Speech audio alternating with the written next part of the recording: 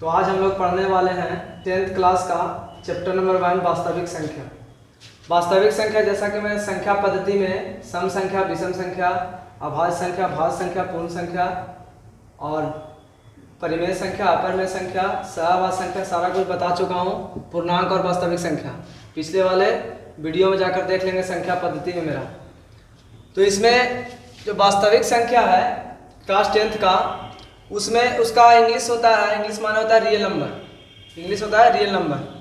तो real number में हम लोग को पढ़ना, पहला जो क्वेश्चन है उसमें पढ़ना है कि यूक्लिड विभाजन एल्गोरिथम से एचसीएफ ज्ञात करें, एल्गोरिथम के प्रयोग से एचसीएफ ज्ञात करें।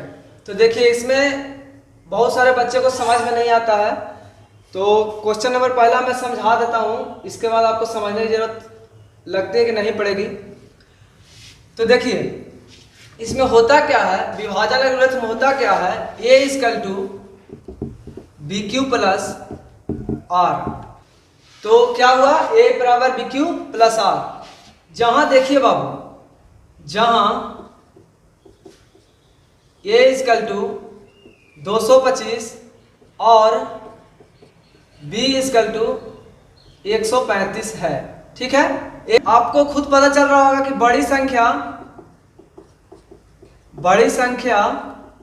बराबर ये है ना, बड़ी संख्या a इक्वल टू 225 और छोटी संख्या equal to b equal to 135 135 है, ठीक है। अब इसको हम तो मासा एचसीएफ निकालना है, तो मासा तो हम डायरेक्ट निकाल सकते हैं। मासा 135 का 225 से निकालेंगे तो एक मतलब ये कटेगा 135 तो 90 आएगा, 90 रिमाइंडर बचेगा तो फिर 135 को लगाएंगे, ठीक है। तो फिर एक मरतबे लगाएंगे तो 45 आएगा, फिर 90 को लगाएंगे तो 2 मतलब 90 कट जाएगा। यानी इससे हम लिख सकते हैं कि एचसीएफ इक्वल टू 45। ये तो आराम है, हम अगर इसको निकालते भी हैं तो इससे पता कर लेंगे कि एचसीएफ बराबर कितना आया, पता कर लेंगे ना। तो ये आपको जानना बहुत जरूरी है, ये जानना बहुत जरूरी, जैसा कि मैंने एचसीएफ पहले भी वीडियो में बता चुका हूं। तो एचसीएफ जानना बहुत जरूरी है। अब ये होता क्या है, ये क्या होता है, a plus a equal to b q plus r. होता क्या है, क्या है यही हमको पता नहीं है। a बराबर बी क्यू प्लस आर क्या है, तो देखिए मैं लिख कर रखा हूं, भाज्य, भाजक, भागफल और शेष, ये मैं लिख के रखा हूं। तो देखिए पहले के आपने चैप्टर में, पहले के क्लास में आपने पढ़ा होगा कि भाज्य बराबर भाजक गुना भागफल, पढ़े ना, प्लस शेष। क्या होता है, शेष प्लस शेष, ये आपने पहले के चैप्टर में पढ़ा है। अरे तो इसी को ना लिख दिया है, a बराबर b भाजक b इंटू, अरे भागफल देखिए question q plus r, a equal to b q plus r. अब समझ गए आप लोग। b देखिए b क्या है, छोटी संख्या b है ना, b है बी क्यू प्लस आर। अरे b भाजक डिवाइजर है ना, डिवाइजर। तो ये इस पे ध्यान रखिएगा, इस पे भाज्य बराबर भाजक गुना भागफल प्लस शेष।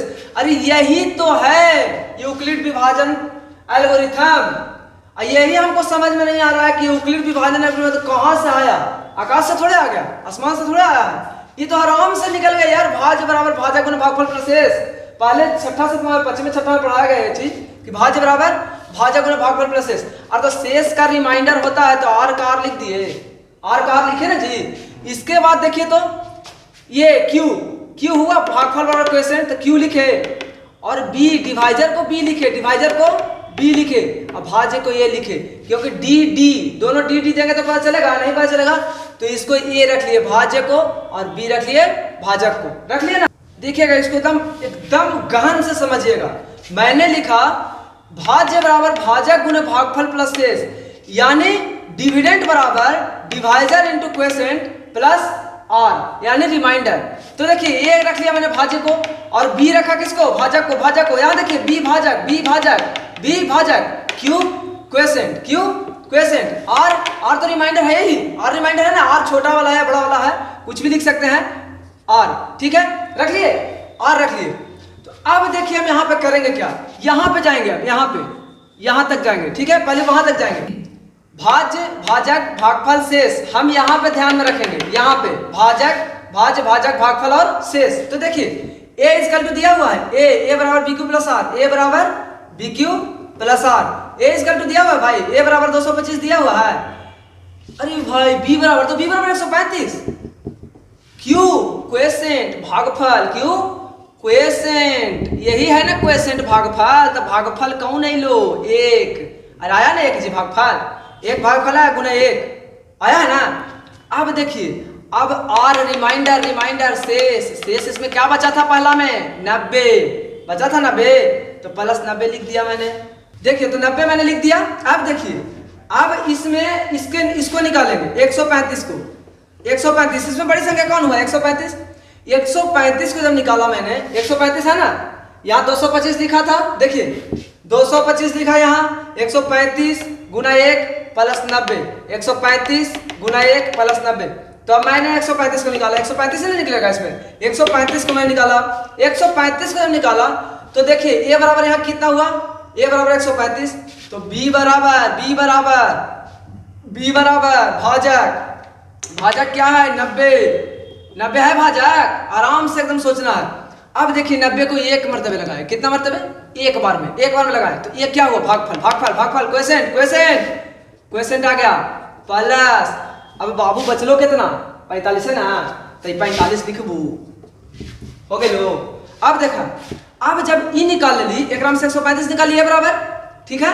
अब इसमें से ए बराबर बाबू रे, ए बराबर यहाँ 225 रख लिया है, ए बराबर 225, यहाँ 225, उसके बाद ए बराबर 35, 135, और इसमें ए बराबर 90 होगा, 90, तो 90 हो गया। अब इसमें देखते हैं एक और है ना, ये वाला 90, एक और 90 है, तो उसको निकाले, तो देखिए ए बराबर b q plus r, b बराबर भाजक, भाजक, भाजक, भाजक 45 इंटू से भागफल, भागफल 2 आया भागफल प्लस शेष 0 हो गया यहीं तक। अब यहीं तक करके छोड़ देना जहां शेष में 0 आ गया। अब देखिए अब लिख देंगे कि जहां r बराबर 0 आ जाए तो यहीं तक सोल्व करके, मतलब सोल्व करके छोड़ देंगे।